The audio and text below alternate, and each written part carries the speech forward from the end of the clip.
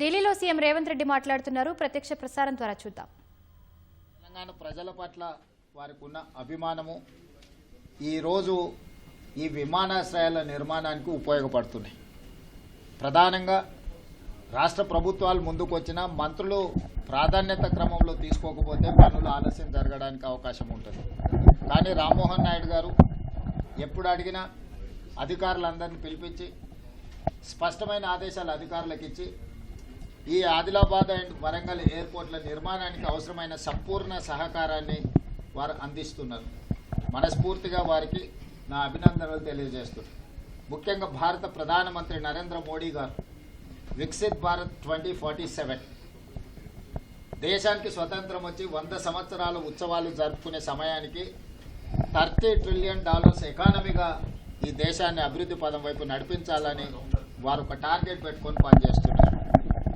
అందులో తెలంగాణ రాష్ట్రం తరఫున కూడా మేము భాగస్వాములమై 2047కి తెలంగాణ రాష్ట్రము $3 ట్రిలియన్ ఎకానమీగా ఎదగాలని కోరుకుంటున్నాం. ఈరోజు దేశ జనాభాలో 2.5% ఉన్న తెలంగాణ దేశ ఆర్థిక వ్యవస్థలో 5% జీడిపిని ఈరోజు కంట్రిబ్యూట్ చేస్తుంది. ఈ 5% జీడిపిని 10%కి పెంచుకోవాలనే విధంగా ఈరోజు మేము ప్రణాళికలు రచించుకున్నాం. 2034 లోపల $1 ట్రిలియన్ ఎకానమీ, 2047 సమయానికి $3 ట్రిలియన్ ఎకానమీకి తెలంగాణ రాష్ట్రం ఎదగాలని భవిష్యత్ ప్రణాళికలను రచించుకున్నది. అక్కడికి మేము చేరుకోవాలంటే ప్రపంచ దేశాలలో జరుగుతున్న వేగవంతమైన అభివృద్ధికి విమానాశ్రయాలు అత్యంత కీలక భూమిక పోషించబోతున్నాయి. పరిశ్రమలు రావాలన్నా, పెట్టుబడులు పెట్టాలన్నా, ఇక్కడ పరిశ్రమ దేశాలకు ఎగుమతి చేయాలన్నా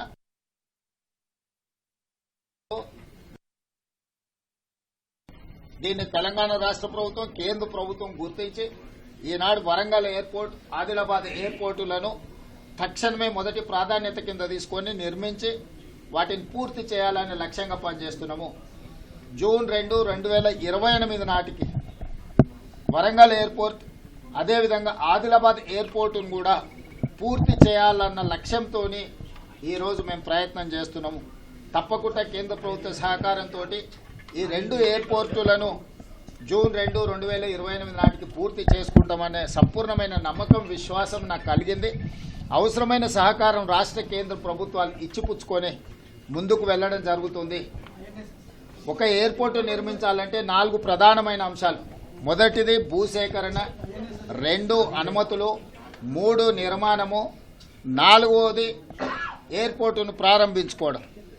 ఈ 4 కీలకమైన అంశాల పట్ల ఒక స్పష్టమైన కార్యాచరణ తీసుకొని ముందుకు వెళ్తున్నాము. స్థానిక సంస్కృతి, కాకతీయ డైనాసిటీకి ప్రపంచంలోనే ఒక గొప్ప గుర్తింపు ఉన్నది. కాకతీయ కళాఖండాల గురించి కూడా ప్రపంచంలో గుర్తింపు ఉన్నది. ఈరోజు వరంగల్లో నిర్మిస్తున్న ఎయిర్పోర్ట్కి ఆ కాకతీయ కళాఖండాల రూపురేఖలతో పాటు అంతర్జాతీయ ప్రమాణాలతోనే ఆ ఎయిర్పోర్టును నిర్మించాలి, పూర్తి చేయాలని టార్గెట్గా పనిచేస్తున్నాం. ఖచ్చితంగా కేంద్ర ప్రభుత్వ సహకారంతో, మరీ ముఖ్యంగా ఏవియేషన్ మినిస్టర్ రామ్మోహన్ నాయుడు గారి సంపూర్ణ సహకారం రాష్ట్ర ప్రభుత్వం దేశ వ్యవస్థను బలోపేతం చేసి తెలంగాణ యువతకు ఉద్యోగ ఉపాధి అవకాశాలు కల్పించడానికి మా ప్రభుత్వం చేస్తుంది. దానికి మనస్ఫూర్తిగా సహకరిస్తున్న కేంద్ర ప్రభుత్వానికి నేను ధన్యవాదాలు తెలియజేస్తున్నాను.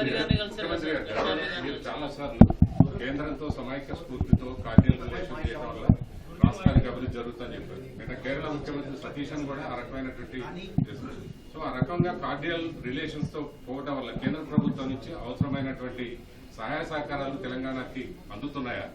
వీలైనంత మేరకు అందుతా ఉన్నాయి. కొన్ని దగ్గరలో సమస్యలు వచ్చినప్పుడు వచ్చి చర్చించుకుంటున్నాం. మీకు తెలుసు, మెట్రో రైలుకు సంబంధించి కానీ లేకపోతే రీజనల్ రింగ్ రోడ్ విషయాలు కానీ పదే మేము ప్రయత్నం చేస్తున్నాం.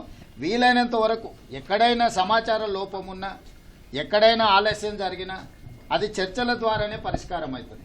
అందుకే పదే నేను ఢిల్లీకి వచ్చి కేంద్ర మంత్రులను కలిసి వారి సమయం తీసుకొని, ఎందుకంటే వాళ్ళ పరిధిలో దేశం మొత్తం ఉంటుంది. రామ్మోహన్ నాయుడు గారు ఉన్నారంటే వారికి వరంగల్, ఆదిలాబాద్ కాదు, దేశంలో 10ల సంఖ్యలో ఎయిర్పోర్ట్ల నిర్మాణం చేయాలి. దానికి సంబంధించిన సమస్యలను పరిష్కరించాలంటే ఎవరు వచ్చి తనను కలుస్తారో, ఎవరు సమస్యలు తన దృష్టికి తీసుకొస్తారో వాటిని వేగంగా పరిష్కరించే అవకాశం ఉంటుంది. అదేవిధంగా కేంద్ర ప్రభుత్వానికి కూడా స్థానికంగా భూసేకరణ విషయంలో కానీ నిర్మాణం జరిగేటప్పుడు స్థానిక సహకారం ఇవన్నీ కూడా అవసరం ఉంటుంది. ఇవన్నీ చర్చించుకుంటేనే పరిష్కారం అవుతాయి. కొంతమంది గిట్టనోళ్ళు, కొంతమంది సరిపోయిన పదే పదే ముఖ్యమంత్రి గారు ఢిల్లీ ప్రయాణం చేస్తున్నారు, అన్నిసార్లు వెళ్ళిన లెక్కలు చెప్తున్నారు. ఏది వచ్చినా ప్రజల కోసమే పనిచేస్తున్నాం. నిన్నటికి నిన్న మేము తెలంగాణ రాష్ట్రంలో ఉండే అన్ని పార్టీల ఎంపీలను పిలిచి మేము పవర్ పాయింట్ ప్రజెంటేషన్ ఇచ్చినాం కేంద్ర ప్రభుత్వంతో. వాటికి సంబంధించిన సమాచారాన్ని రాజకీయాలు లేవు అనేటివి ఎన్నికలు వచ్చినప్పుడు ఉంటే ఎవరి ప్రయత్నం వాళ్ళు చేసుకుంటారు, వాళ్ళ ప్రయత్నం వాళ్ళు చేసుకుంటారు, మా ప్రయత్నం మేము చేసుకుంటాం, రామ్మోహన్ నాయుడు గారి ప్రయత్నం రామ్మోహన్ నాయుడు గారు చేసుకుంటారు. సో ఈ రోజు అభివృద్ధినే లక్ష్యంగా ఈ రోజు రాష్ట్ర కేంద్ర ప్రభుత్వాలు సహకారంతో ముందుకు వెళ్తున్నాయి. ఈ కార్డియల్ రిలేషన్ కొనసాగించాలని మేము భావిస్తున్నాము. తద్వారానే సమస్యలు పరిష్కారం అవుతాయి, చర్చల ద్వారా పరిష్కారం అవుతాయని తెలంగాణ రాష్ట్ర ప్రభుత్వం సంపూర్ణంగా విశ్వసిస్తుంది.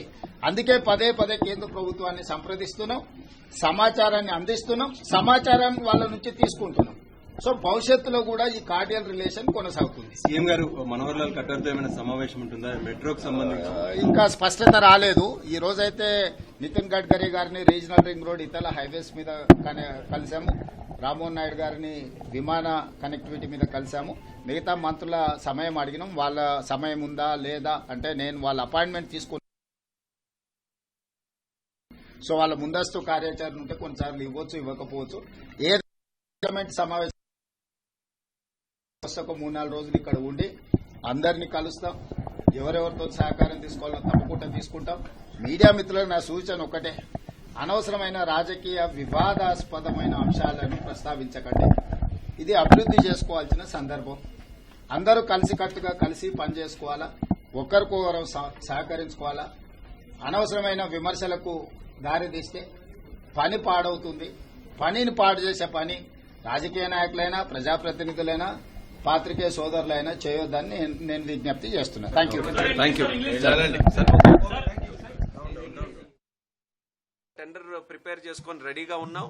అలాగే మెయిన్ టెర్మినల్ బిల్డింగ్ గానీ అదర్ అలీడ్ యాక్టివిటీస్ గానీ దానికి కూడా ఒక 3-4 వారాల్లోనే టెండర్ వేసి కన్స్ట్రక్షన్ ని ఫుల్ ఫ్లెడ్జ్డ్ గా వరంగల్ ఎయిర్పోర్ట్ లో మొదలు పెట్టాలని ఇప్పుడే ముఖ్యమంత్రి గారితో కూడా మాట్లాడి మా ఏఐ టీం గానీ మా మినిస్ట్రీలో ఉన్నటువంటి సెక్రటరీ గారు అందరితో కూడా చర్చించుకొని ఒక నిర్ణయం తీసుకోవడం జరిగింది.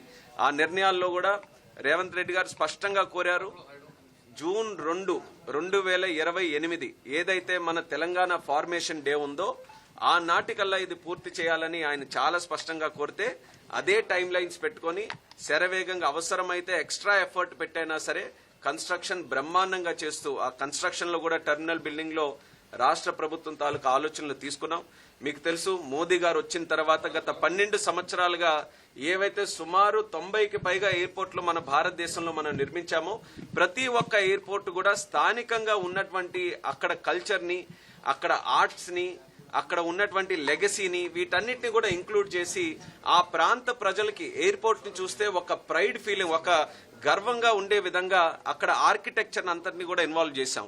దానికి ఉదాహరణే మొన్న పీఎం గారి చేతుల మీద రాజస్థాన్ లో జోధ్పూర్ టెర్మినల్ ఓపెన్ చేస్తే అది ఎంత అద్భుతంగా ప్రజలందరూ కూడా దాన్ని అభినందించారో మనం అందరం చూసాం. అదే స్థాయిలో అవకాశం ఉంటే దానికి మించి కూడా one of the best terminals మన దేశంలో కల్చరలీ బ్యూటిఫుల్లీ టెర్మినల్ మన వరంగల్లో ఏర్పాటు చేయాలని అన్ని ఆలోచనలు అందరితో కూడా ఫీడ్బ్యాక్ తీసుకొని స్థానికంగా ఉన్నటువంటి టెంపుల్స్ ఏవైతే ఉన్నాయో అన్ని కూడా మనం కాకతీయ డైనస్టీ వాళ్ళ తాలూకా కల్చర్ అన్నిటిని కూడా ఇందులో ఇన్వాల్వ్ చేసే విధంగా టెర్మినల్ కూడా మనం నిర్మించడం జరుగుతుంది.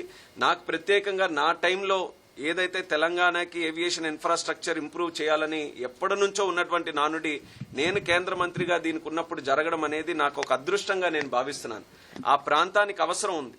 హైదరాబాద్ లో ఎంత ఇన్ఫ్రాస్ట్రక్చర్ ఉన్నా మిగిలినటువంటి తెలంగాణలో కూడా చాలా అవకాశాలు ఏవియేషన్ కి సంబంధించి ఉన్నాయి. అవి అన్లాక్ చేయడానికి వరంగల్లో ఎయిర్పోర్ట్, అక్కడ ఉన్నటువంటి ఇండస్ట్రియల్ హబ్ కానివ్వచ్చు, అక్కడ వస్తున్నటువంటి ఇతరత్ర కార్యక్రమాలు ఏవైతే రాష్ట్ర ప్రభుత్వం చేస్తుందో దాని ద్వారా మంచి డిమాండ్ అక్కడ ఏర్పడుతుంది. ఆ వరంగల్ ఎయిర్పోర్ట్ ని ఖచ్చితంగా జూన్ 2, 2028 లోపల పూర్తి చేసి దాన్ని ఇనాగ్రేట్ చేయాలన్న పద్ధతిలో ఈ రోజు అన్ని నిర్ణయాలు కూడా దానికి సంబంధించి తీసుకున్నాం. అలాగే మరొక ఎయిర్పోర్ట్ ఏదైతే రాష్ట్ర ప్రభుత్వం కూడా పట్టుబట్టి ముందుకు నడిపిస్తుందో అది ఆదిలాబాద్ లో ఉన్నటువంటి ఎయిర్పోర్ట్. ఆదిలాబాద్ ఎయిర్పోర్ట్ కూడా ఎయిర్పోర్ట్ అథారిటీ ఆఫ్ ఇండియా నుంచి ఒక ఆలోచనతో ముందుకు నడిపించాలనుకున్నాం. కానీ అక్కడ మరొక అడ్వాంటేజ్ ఉంది. డిఫెన్స్ తాలూకు ల్యాండ్ కూడా సుమారు 200-250 ఎకరాలు ఉన్నాయి. డిఫెన్స్ ను కూడా ఇన్వాల్వ్ చేసి ఆ ఎయిర్పోర్ట్ నిర్మించాలని రాజ్నాథ్ సింగ్ గారితో ప్రత్యేకమైనటువంటి ఒక కార్యక్రమం పెట్టాం. ఆ రోజు కిషన్ రెడ్డి గారు కూడా అందులో ఇన్వాల్వ్ అయ్యి అది ఖచ్చితంగా దాన్ని ముందుకు నడిపించాలని ఆయన కూడా సలహాలు ఇవ్వడం జరిగింది. రాజ్నాథ్ సింగ్ గారు కూడా ఒప్పుకొని వాళ్ళ డిఫెన్స్ వాళ్ళందరితో కూడా మాట్లాడితే చాలా ఇంట్రెస్టెడ్ గా అక్కడ డిఫెన్స్ ఇన్ఫ్రాస్ట్రక్చర్ ని ముందుకు నడిపించాలని వాళ్ళు కూడా ఒక ప్రపోజల్ ఇచ్చారు. దానికి సంబంధించి సుమారు 1500 ఎకరాలు కావాలనంటే దానికి కూడా రాష్ట్ర ప్రభుత్వం చాలా సుముఖంగా ఉంది. అది కూడా వీలైనంత త్వరగా మనం ల్యాండ్ ఎక్విజిషన్ అన్ని కూడా చేసుకోగలిగితే ఖచ్చితంగా ఆదిలాబాద్ లో కూడా బ్రహ్మాండమైన మరొక ఎయిర్పోర్ట్ కూడా అక్కడ స్థాపించడానికి అవకాశం ఉంటుంది. కేవలం సివిలియన్ ఎయిర్పోర్టే కాదు, డిఫెన్స్ కి సంబంధించిన ఎయిర్పోర్ట్, డిఫెన్స్ తాలూకా యాక్టివిటీతో అక్కడ మ్యానుఫ్యాక్చరింగ్ గానీ వాళ్ళ ఆపరేషన్స్ గానీ వాటన్నిటితో కూడి ఉంటుంది. అది స్ట్రాటజిక్ గా చాలా గ్రేట్ లొకేషన్. మన ఆదిలాబాద్ లొకేషన్ చుట్టుపక్కల 2-3 రాష్ట్రాలకు కూడా కేటాయించినటువంటి లొకేషన్ కాబట్టి దానికి సంబంధించి కూడా మా మినిస్ట్రీ ఆఫ్ సివిల్ ఏవియేషన్ నుంచి ఏ సపోర్ట్ కావాలన్నా దానికి ఫుల్ ఫ్లెడ్జ్డ్ గా మేము ఎక్స్టెండ్ చేస్తామని కూడా ముఖ్యమంత్రి గారికి స్పష్టంగా మేము తెలియజేశాం. హైదరాబాద్ ఎయిర్పోర్ట్ ఇట్ సెల్ఫ్ ఈ రోజు చాలా కెపాసిటీ, దేశంలో ఉన్నతమైనటువంటి ఎయిర్పోర్ట్స్ లో హైదరాబాద్ ఎయిర్పోర్ట్ ఈ రోజు ఒకటి. అక్కడ క్రమేపీ కూడా ఎంఆర్ఓస్ గానీ అదర్ యాక్టివిటీస్ గానీ అన్ని ఇంప్రూవ్ చేసుకుంటూ వస్తున్నారు. కానీ భవిష్యత్తులో మీరు చూస్తే మన ఉడాన్ పథకాన్ని కూడా మనం మరొక 10 సంవత్సరాలు మనం ప్రధానమంత్రి గారి తాలూకా సహకారంతో ఎక్స్టెండ్ చేశాం. 30,000 కోట్ల రూపాయలు సుమారు నెక్స్ట్ 10 years లో మనం ఉడాన్ పథకం ద్వారా ఖర్చు పెడుతున్నాం. మరొక 100 ఎయిర్పోర్ట్లు నిర్మించాలని ఒక లక్ష్యం పెట్టుకొని మనం ముందుకు వెళ్తున్నాం. అంటే ఇవన్నీ కూడా అంటే 30,000 crores, 100 ఎయిర్పోర్ట్స్, 200 హెలిపోర్ట్స్ ఇవన్నీ కూడా చేస్తున్నామనంటే ఏవియేషన్ ఇన్ఫ్రాస్ట్రక్చర్ గానీ, ఎయిర్పోర్ట్స్ గానీ, ఎయిర్ ట్రావెల్ గానీ ఎంత ఎక్స్పోనెన్షియల్ గా భవిష్యత్తులో పెరగబోతుందో మనం అందరం కూడా గమనించాలి. ఈరోజు సింగపూర్ అని మాట్లాడతాం, దుబాయ్ అని మాట్లాడతాం, అబుదాబి, టర్కీ ఇవన్నీ కూడా ఈ రోజు పెద్ద పెద్ద ఎకానమీస్ గా ఈ రోజు పెరిగాయనంటే అక్కడ కోర్ అంతా కూడా ఒక్క ఎయిర్పోర్ట్, ఏవియేషన్ ఇన్ఫ్రాస్ట్రక్చర్. దీనివల్ల ఆ ఎకానమీస్ అన్ని కూడా మల్టీఫోల్డ్ గత 20-30 సంవత్సరాలుగా గ్రో అయ్యాయి. ఆ కెపాసిటీ, ఆ పొటెన్షియల్ ఈ రోజు భారతదేశంలో ఉంది. అది అన్లాక్ చేశారు మన నరేంద్ర మోదీ గారు. ఈ రోజు ఆ యొక్క కెపాసిటీ రాష్ట్రాలు కూడా రియలైజ్ అయ్యి మా ప్రాంతాల్లో మరిన్ని ఎయిర్పోర్ట్స్ చేయాలని ఈ రోజు వాళ్ళు కూడా చాలా ఫుల్ ఫ్లెడ్జ్డ్ గా ముందుకు వస్తున్నారు. దాన్ని అభినందిస్తున్నారు రాష్ట్రాలన్నీ కూడా. ఎందుకనంటే ఈ రోజు ఇండియా అచీవ్ చేసినటువంటి సక్సెస్ ఏవియేషన్ లో దాంట్లో ప్రధానమైన భాగం రాజ్యాల తాలూకుది ఉంది. వాళ్ళు సపోర్ట్ చేసుకుని స్టేట్స్ కూడా ముందుకొచ్చి ఇందులో పార్టిసిపేట్ చేశారు కాబట్టి చేశాం. భవిష్యత్తులో అదే తరహాలో చేసి ఇండియాని ఏవియేషన్ కి వరల్డ్ లోనే ఒక హబ్ గా క్రియేట్ చేయాలన్నది మోదీ గారి తాలూకు ఆలోచన. దాన్ని సంపూర్ణంగా వికసిత్ భారత్ 2047 కప్పడల్లా మనం పూర్తి చేస్తాం. దాంట్లో స్టేట్స్ ఇదే రకంగా తెలంగాణ ఎంత ఫాస్ట్ గా ఈ రోజు రెస్పాండ్ అయ్యి ఈ యొక్క కార్యక్రమాల్లో పార్టిసిపేట్ చేస్తుందో అలాగే మిగిలిన కూడా స్టేట్స్ అన్ని కూడా చేస్తే ఇంకా శరవేగంగా మన లక్ష్యాలను చేరుకోవచ్చు. అలాంటి సహకారం అందిస్తున్నటువంటి రేవంత్ రెడ్డి గారికి మినిస్ట్రీ తరపున, కేంద్ర ప్రభుత్వం తరపున నా ధన్యవాదాలు తెలియజేసుకుంటున్నాను. ఎందుకనంటే మళ్ళీ చెప్పాలనంటే ఎయిర్పోర్ట్ తాలూకా ల్యాండ్ ఎక్విజిషన్ ఒక చరిత్రలాగా జరిగింది. అంత ఫాస్ట్ గా ఎప్పుడు కూడా మేము కూడా అనుకోలేదు అంత ఫాస్ట్ గా ఎవరైనా చేసిస్తారని. కానీ ఇచ్చిన మాట ప్రకారం 1 ఎకరా కూడా తక్కువ లేకుండా అంతటిని కూడా పూర్తి చేసి మాకు అప్పచెప్పడం జరిగింది. ఇక మా బాధ్యతను కూడా సక్రమంగా నిర్వర్తించి వరంగల్ ప్రజలకి మరి ముఖ్యంగా ఆ ప్రాంతంలో ఉన్నటువంటి వారందరికీ కూడా మళ్లీ హామీగా తెలియజేస్తున్నాం. One of the best airports ని వరంగల్ లో నిర్మించడానికి రాష్ట్ర ప్రభుత్వం, కేంద్ర ప్రభుత్వం అందరం కూడా సమిష్టిగా కృషి చేస్తాం.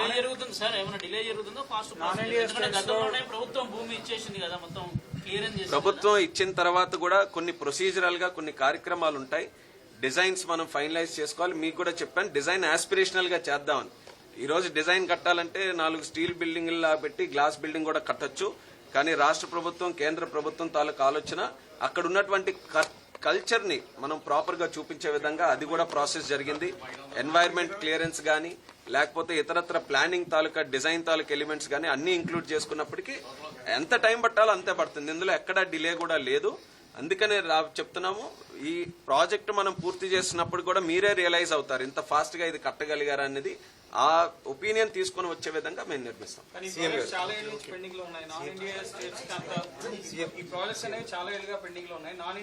నేను ఇది చాలా స్పష్టంగా తెలియజేస్తున్నాను.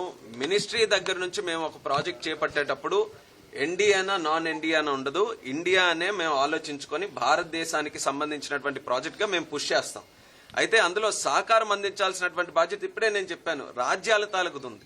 భూమి అనేది రాజ్యం తాలూకు విషయం, స్టేట్ తాలూకు సబ్జెక్ట్. అది భూమి వాళ్ళు ఇవ్వగలిగితే అంత ఫాస్ట్ గా మేము నిర్మించగలం. ఇప్పుడు మేము అందుకే అభినందిస్తున్నాం తెలంగాణ ప్రభుత్వాన్ని, వాళ్ళు అంత ఫాస్ట్ గా ఇచ్చారు కాబట్టి. ఇలాగే మిగిలిన రాజ్యాలు కూడా ఎన్డీఏ అయినా నాన్ ఎన్డీఏ అయినా, ఎందుకనంటే ఆ ఆస్పిరేషన్ అన్ని దగ్గరలో ఉంది. అందరికీ ఎయిర్పోర్ట్లు కావాలి. ఈ రోజు చాలా ప్రాంతాలు ఇంకా రిమోట్ గా ఉన్నటువంటివన్నీ ఎయిర్పోర్ట్స్ తో కనెక్ట్ చేయాలని వాళ్ళందరూ కూడా ఆలోచిస్తున్నారు. సో వాళ్ళకి ఏదైనా మేము సలహా ఇవ్వాలనంటే, మీరు ఎంత తొందరగా ల్యాండ్ ఇష్యూస్ ని క్లియర్ చేసి ప్రాజెక్ట్ కి అప్పచెప్తే అంత తొందరగా మనం ప్రాజెక్ట్ పూర్తి చేసుకోగలం అనేది తెలియజేస్తున్నాం.